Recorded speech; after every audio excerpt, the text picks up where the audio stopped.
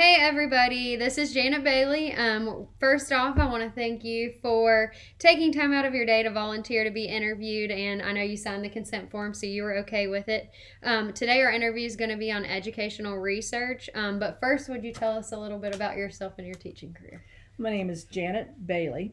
I began my educational teaching career in 1979 with 9 years in public school experience. And then I began my collegiate career in 1988 and retired in 2017 after being associate professor and adjunct faculty at a Division II school. My research would be more in the health and science realm because of the teaching. I did teach high school students in library science how to do research, but that was on the public school level. Okay. So that's my background. Okay.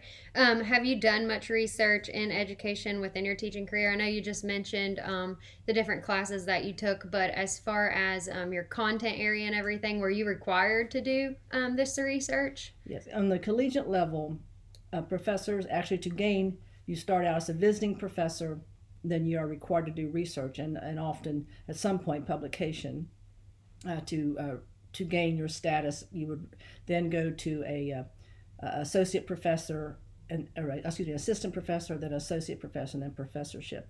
So I was a associate professor because the years I spent at the school and the research. My three research components were, like I said, in health and education, and it was concussion, sickle cell testing, and helmet removal on field evaluations for football players. So my research was in health and field with limited in psychology other than maybe holistic medicine and the psychology of recovery.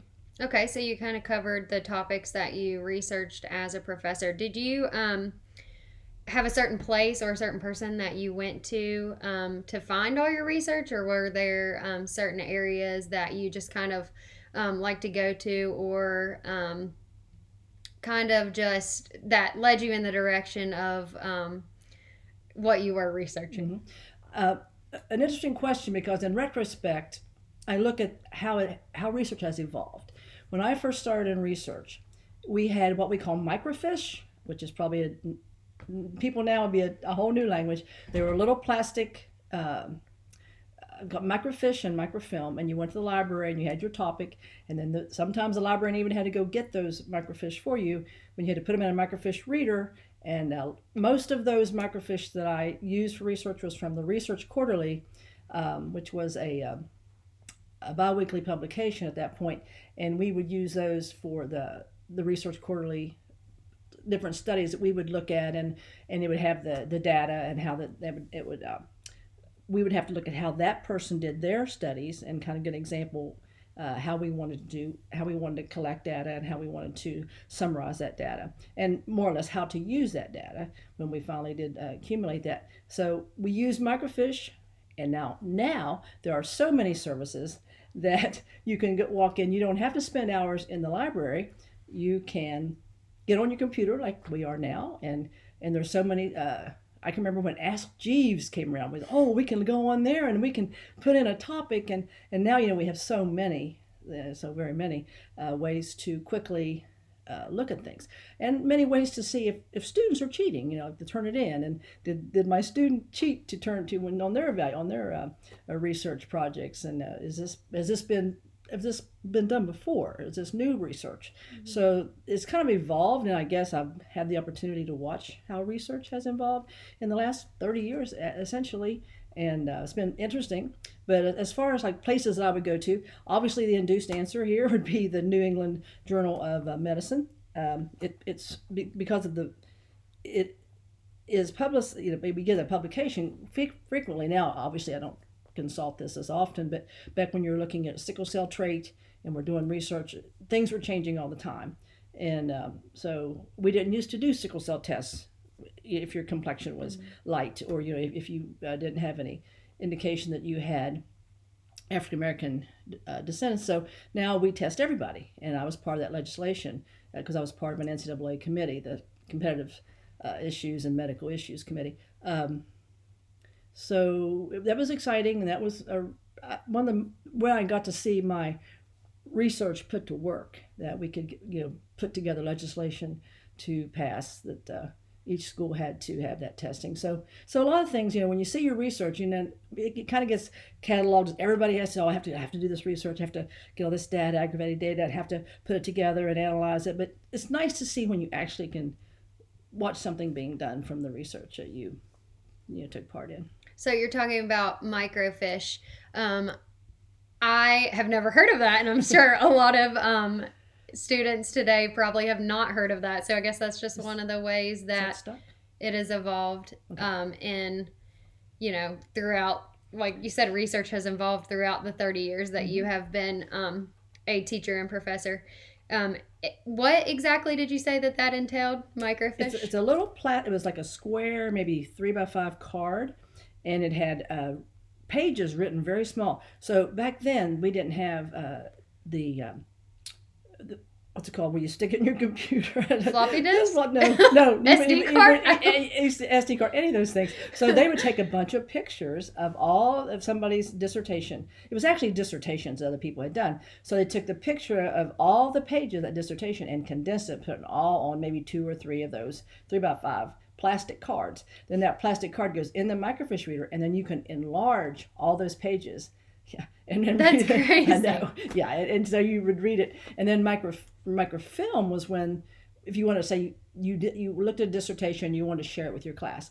Well, you had to get a microfilm reader, and it was on a roll, so it would come in a little roll like you would like a film, and then you thread it like you would a old-time film projector, and put it on the film projector, and then you would roll it, and you would see somebody else's dissertation, and then you'd get to the end of it. It wasn't really exciting compared to now when you have your PowerPoint. I remember when PowerPoint came, like, oh, look at this. We can make things more exciting and make this, we can present it, like how it's presented is a lot more exciting than, looking at a piece of film that you have to turn a knob to make it change. So that's just, obviously been in a long time, but just some of the differences are. And I think you asked me people, no one jumps out in my mind that I always went to for research, other than, when you have a committee, you might, and even at that, I don't remember being one person I would go to. I think during the concussion, when you think of concussion, the one person you always think is a pretty good, everybody's an expert. If you, what we say, expert lives over 90 miles away and has slides. Now it'd be a PowerPoint or something else. But our expert in West Virginia was Dr. Julian Bales, who was at WVU, a neurosurgeon at WVU, and he did a lot of research on concussions. And I think actually it was a fighter that he obtained after that person passed away. Person, like, I don't remember this, a fighter, it was a boxer, and he kind of went off the deep end and, killed himself and others. And he got access to that man's brain and did this extensive, and he would be a guest speaker often, and he was always open to questions and people asking him different things and how he found out different things. So he was maybe a person I might think about during that time that you might go to if you want on hand somebody who experienced seeing some of these things a little more clearly than some of us would, that they're just doing research through written word. That makes sense. That's awesome to have a person like that in mind, that you can go to and just kind of, that has done certain research that, you could get ideas or techniques or strategies or anything from him. Especially since he's in West Virginia at WVU, and that was nice. Yes. That was good. Yeah, that's awesome. So he was, like you said, 90 miles or, he was the 90 close miles. to that. So was he, since you brought him up, was he on your national board that you were on for sickle cell also? Or he was not. And I probably need to say that the name of that committee again is the Competitive Safeguards and Medical Issues Committee. It's an NCAA committee. I was on it for 7 years. Now he spoke. He was a guest speaker once with us, and of course that was great. But he wasn't on because he was a part of so many things. I'm sure that. He was sought after by many groups at that point. And I don't even know what he's doing now. I think he's still up there. I think he teaches a lot now. And I don't really know, but I know he still is active in teaching others and sharing his knowledge.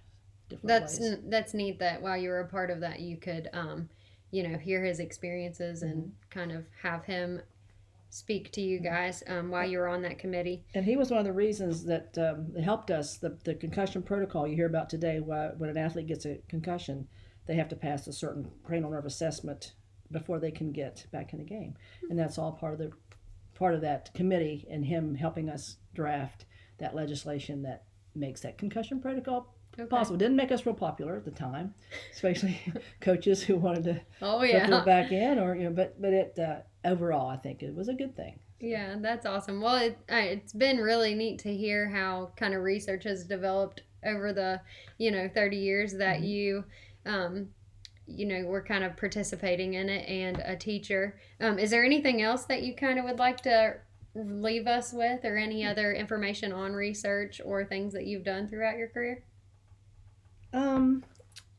A lot of things that at the time I didn't feel valuable. I thought it was just busy work, perhaps how you may feel now.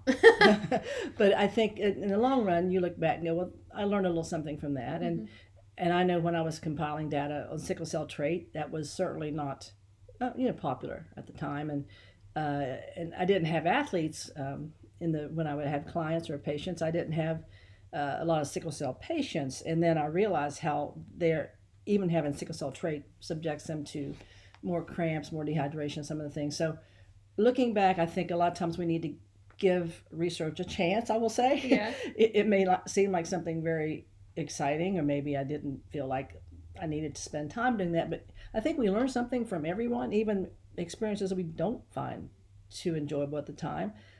Later on, we think, well, that was a good experience for me to learn more about that. I think there's now more things available. The things I've mentioned are probably not even in the conversations today.